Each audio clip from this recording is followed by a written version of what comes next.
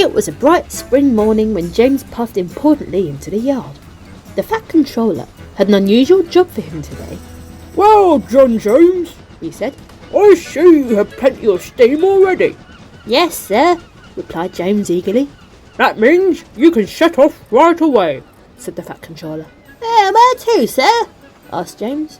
"To the battery farm," said the Fat Controller. James's driver climbed out of the cab to talk to the Fat Controller. James couldn't hear what they were saying, but he tried hard to listen because he was puzzled. James had never heard of a farm for batteries before.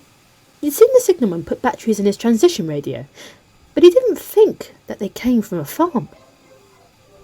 James was soon pulling hard up the hill away from the station yard. "A battery farm, a battery farm," he puffed to the trucks. "It's not far now, James," called his driver. "Farmer Finney is meeting us at Tidmouth."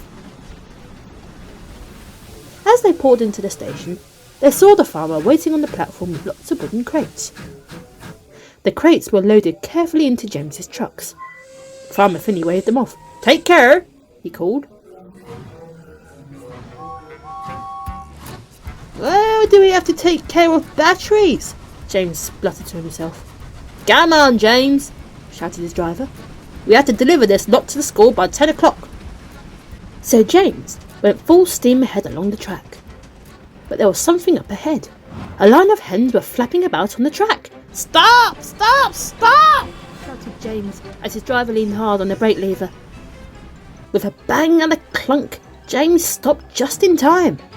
This poor truck was thrown off the rails, and broken eggs lay everywhere. "What a mess!"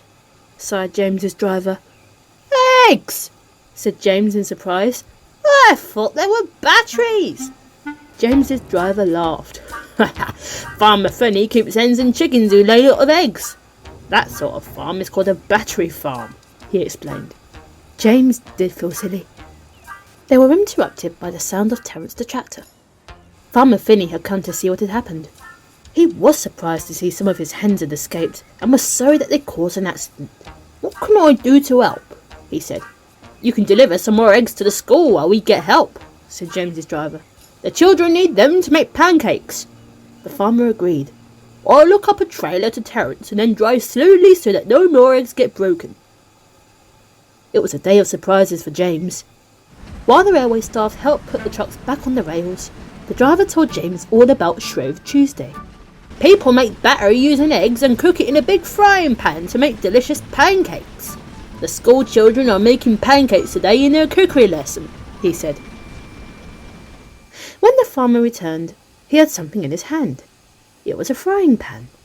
"A pancake!" cried James. "With lemon and sugar," said the driver. The children had made them a special pancake. So before they got back to work, the driver, the farmer and the workmen shared the big pancake. And James looked on happily.